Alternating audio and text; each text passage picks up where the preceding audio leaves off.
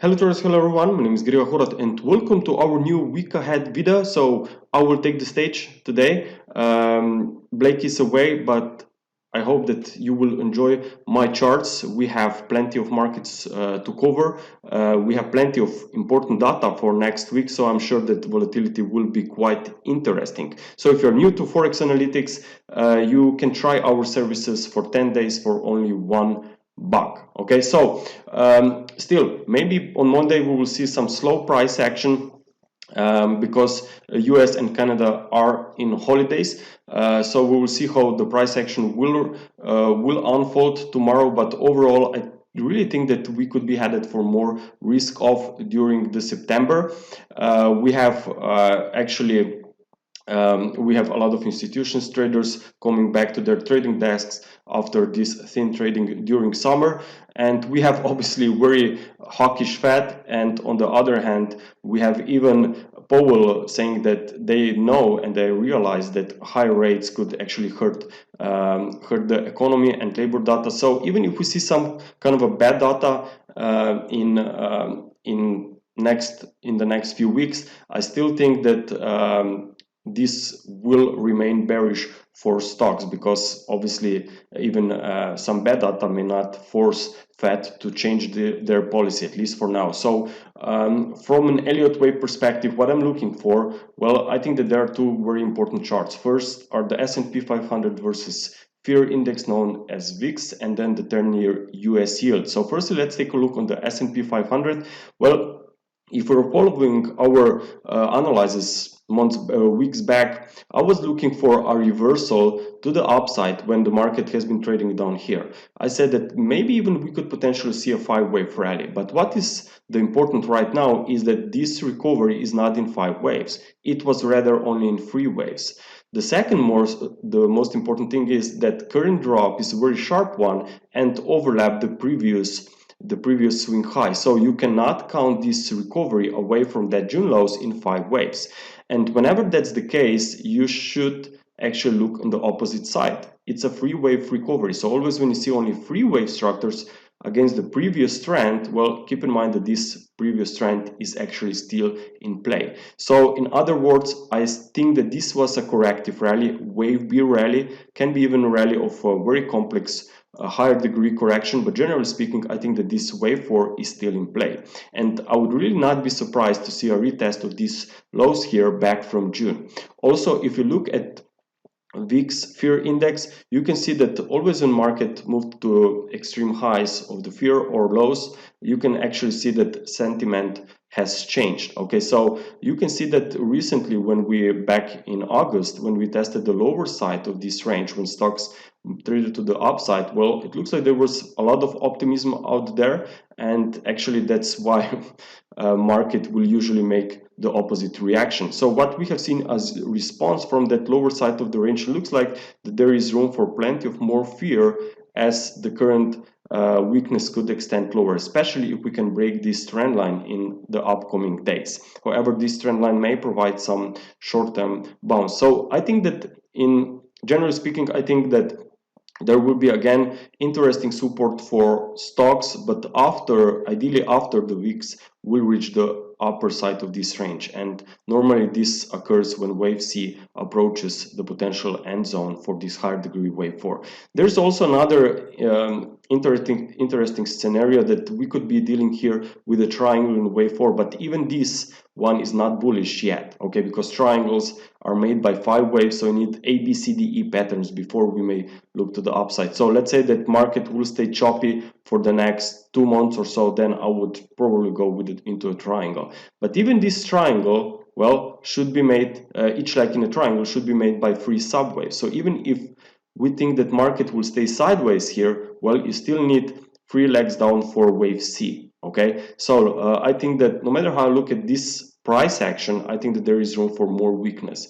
Looking here also on the hourly chart, you can see these 5 waves down, okay, that can be now approaching this trend line. So maybe some support and a rally in three waves back towards the previous resistance levels, and then potential more weakness. So first very important resistance is at 4,000, then you have at 4,100, which was this swing low back from August 24th.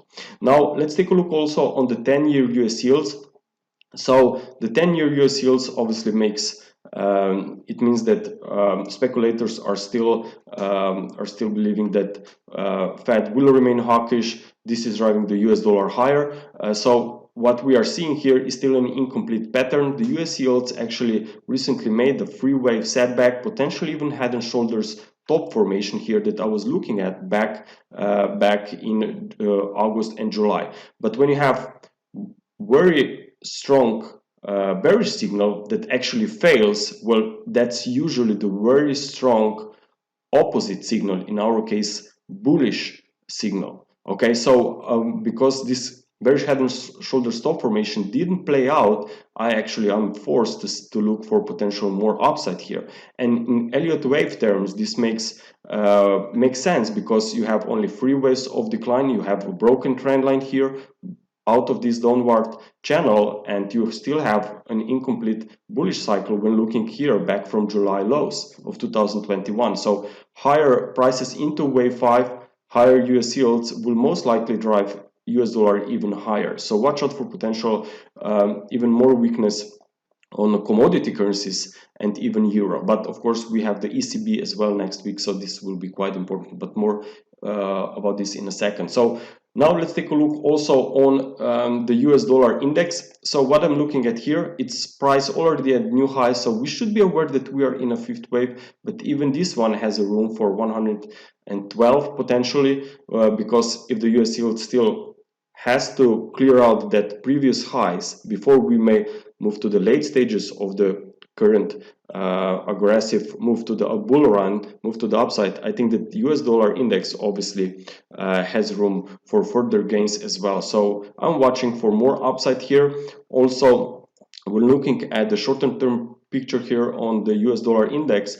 I can still count an incomplete five-wave rise. Also, we have the euro dollar sink in a bearish triangle formation. Okay, so if you look at the euro dollar here, well, I'm tracking an ABCD pattern. I've been tracking this one for the whole past week, and I'm looking now for a break to the downside. So potentially more weakness is coming next week. But again, you have the ECB, which will try to defend the euro, of course, potentially with the higher rates. There also the energy prices should be tracked very closely as well, because as you know, euro reform is trying to limit the upside on energy prices. This could also have some positive impact on the euro. So we'll see how this will unfold, but if really we are going to see maybe break to the new low here and then euro trying to stabilize on Thursday, keep in mind that you have still a few days left for this euro weakness to resume, then I would not be looking at the euro dollar that much, but most likely I would try to focus on euro pound. Okay, so if you look at the euro pound, firstly the big picture, notice that we have seen reversal recently from the lower side of this range of the multi-year support. So even if you try to ignore the Elliott Wave counts and try to focus just on the basic technical analysis, what I see here is that market actually could be a new swing to the upside, meaning that price could rise towards the upper side of the range. So there is, even if it's still a sideways price action for the next few months, maybe even years, there is still a room for more upside, at least in the near term. Also, from an Elliott Wave perspective on a smaller time frames, firstly the daily chart, notice that you have here 5 waves down. That's from September 2020 high, so it was a 2-year drop. And what happened this year is that market moved out of this downward channel, meaning that it confirmed that pair completed the 5-wave drop. So always when you see a completion of a 5 waves drop, what you should expect after 5 waves drop is a minimum 3-wave recovery. And I'm tracking currently this leg, third leg of recovery, which can either be wave C as part of a bearish pattern, or can even be part of a bullish impulse. So in either case, I think that there is room for more upside within this third leg of recovery, because even this third leg should be made by 5 smaller waves. Okay, so this is what I'm looking at here at this substructure. I need 5 sub waves within this current third leg of recovery. So usually also, even if this is going to be only a counter trend movement, a temporary recovery, you will see that wave C, which obviously is shorter than wave 3, should be made by 5 waves and will usually make the similar distance compared to wave A, compared to the first leg. So I take the distance of the first leg, wave A, measured it from the end of a wave B, and you will see that projection is around 88.50. So I think that there is room for more upside because, as also said, we need 5 subwaves up here within this current leg away from that, while we are trading actually above that lows here. Okay, so I think that euro, if ECB is will try to support the euro, I think that then obviously euro pound could be much more interesting maybe than the euro dollar. But even euro dollar obviously could see some response. Even euro dollar, generally speaking, is clearly at the multi-year, approaching the multi-year swing lows down here, also approaching this very big important level from 2000 when we had this latest ECB intervention on the euro dollar pair. Okay, now let's take a look also on dollar yen. Now dollar yen obviously is going bullish because of the higher US yields, but here in the short term I would be very careful. We moved to a new high already and we can count potentially 5 waves up here, so just be aware of this potentially setback here, or a pullback. Can be temporary, can be even some more aggressive bearish look if we suddenly would drop below 135, 136. That should be an indication that we have topped here, but for now even just a small pullback here could be happening, even if it's a wave 4. So the first support you should look for is 137.66. Above that, obviously 139.38, which was the previous swing high. So that's clearly an uptrend, but as I said, if you want to maybe join this uptrend, wait on a pullback, observe the upcoming correction. Now let's take a look also on silver. So obviously metals have hard times to recover, obviously with this higher US rates. So what I'm looking at here on a big picture, still potentially moving into this very nice support. We have the 61.8 and 78.6 a little bit lower, so I'm still watching for potential wave C here, but I know that this is still a downtrend intact. So before I may look for potential low, I want to see a 5-wave rise from the lows. We have seen quite nice recovery first here back in July and through August, but now obviously we cleared some stops down here, so I think that this could be now even more attractive and interesting reversal, especially from psychological perspective, because I see that when we're breaking these important levels, it means that a lot of stops were placed down there, and usually when those stops are cleared, well, that's when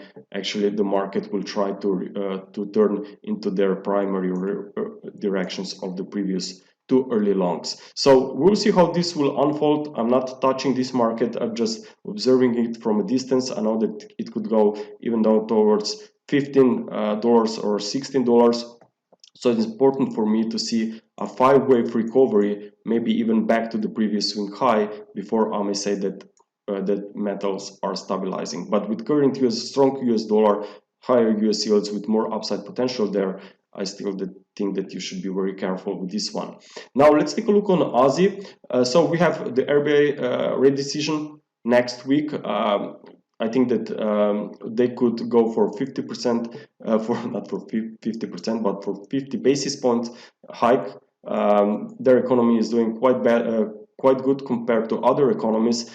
So we will see if Aussie will try to stabilize. Now, generally speaking, if we are in a risk-off mode, of course, Aussie dollar will do the same. But even if we see some positive sentiment coming from the RBA because of their hawkish view, I think that Aussie overall could recover, but maybe just temporary. Okay, so what I'm watching for is a potential triangle here, a big ABCDE formation. So even if we are going to see just temporary recovery, there is room for more upside, because I think that this consolidation is still incomplete. So triangle should be structured by A, B, C, D, and E legs, and this wave E is still missing. Okay, so watch out for a support here around 78.6%. There you have also the quality level of wave C compared to wave A that comes in around 67.30. So that's quite key level for at least for the near term for potential reversal to the upside. But as I said, only temporary one,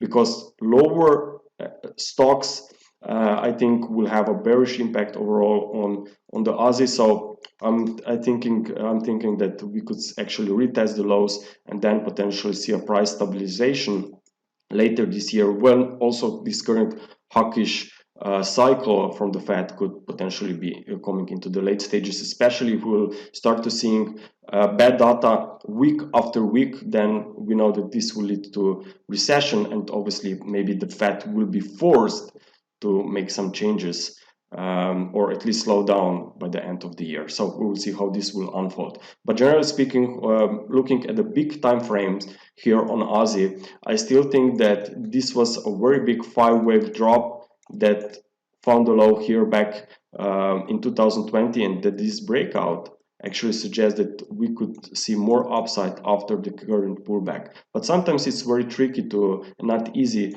to find and call a low of the correction. So you have to be very careful, and especially it's not easy to do this when you have the risk off mode across the globe. So also from a head and shoulders bottom perspective, this could be very nice. You have the left shoulder head and now potentially building a base in the right shoulder. So we'll see how this will unfold. Also watch China here as well, very nice potential trend line, but maybe we could spike to the downside and then reverse higher, because you have these new lockdowns in China. So this is also something that it's very important for crude oil. So looking at the crude oil, of course, I think that the most important driver for crude oil prices will obviously be demand, but will not be easy maybe for crude oil to stabilize if there, because of new lockdowns in China, and potential new lockdowns could follow in months ahead in the rest of the world. So we'll see how this will this play out. But for me, the technicals are very important. So I'm looking still for a counter trend movement here, maybe even some kind of a wedge formation here now in late stages. So watch out for $80 per barrel to be a potential next support. Also notice that was a very aggressive reversal here from the highs after we reached $123 per barrel. This was a very strong reversal down. But notice that now the price, or the bears I should say, are struggling a little bit. They're not that aggressive anymore. So that's usually a sign that maybe we are approaching potential support. However, because as I said, demand will be very important. China is going to new lockdowns. Of course, it's not easy to be bullish crude oil. That's why it's even more important to see a confirmation from the market. So I want to see a 5-wave recovery back towards $97 or even higher before I may turn bullish on crude oil. So for now, that's just observation of the potential supports around 80, as I said. So further direction on crude oil is also going to define the next direction on some of commodity currencies. I mean, Canadian dollar and Mexican peso in particular. I really like the Mexican peso here when looking at some big time frames. Notice that market reversed with very nice 5 waves down after this pandemic spike here, and now we are moving into consolidation. And what I like about dollar Mexican peso is that it's still doing regarding Mexican peso, is that still doing quite well if we consider where the overall US dollar is currently trading. I mean, you have US dollar index or even US dollar equal weighted, you will see it trading much higher. Okay, so if at some point US dollar index, which will obviously happen at some point, let's say maybe later this year, if US dollar will turn to the downside, maybe just temporary for a retracement, I think that this dollar Mexican peso could be very easily back at this February pandemic low. Okay, so we will see how this will unfold, but I think that this price action from the Elliott Wave terms is also looking quite attractive, potential triangle, but we are still missing that wave E before we may start attacking lower levels. Okay, so I think the dollar Mexican peso, this one could be quite interesting, especially when these whole cycles that we are seeing right now will be ready to change. But as I said, maybe this will be later this year or at the start of next year. Okay, now finally, let's take a look also on ASEAN. So as I said earlier, maybe Bank of Australia will cause some price stabilization on Aussie, but I think that Aussie versus the US dollar will stay in downtrend because of stocks. Okay, so if you are looking for maybe for a recovery on Aussie or strong Aussie, maybe look at the Aussie yen. Okay, now Aussie yen here is potentially breaking to a new high. Notice that previously we made this free wave setback. You have this broken channel here, now testing some resistance around 95.60, so maybe a few retest of that trend line could occur, and then potentially more upside coming into wave 5, which could be the case, as I said, if RBA will try to support the Aussie, will cause some support there, and especially if, as I said earlier, also here, if the S&P 500 will find some support here at this trend line, then I think that ASEAN could be easily much higher. Traders, thank you very much for your attention. If you have any questions, I'm always available on Twitter, and of course make a comment below this video on our YouTube channel, and I will be happy to respond. Have a good day. Bye. Hey traders, this is Blake Morrow with Forex Analytics. Thanks for stopping by our YouTube channel. Don't forget to like these videos, share them, and subscribe to our channel so you don't miss any of the content that we provide here for free. Thanks for stopping by. I'll see you in the next video.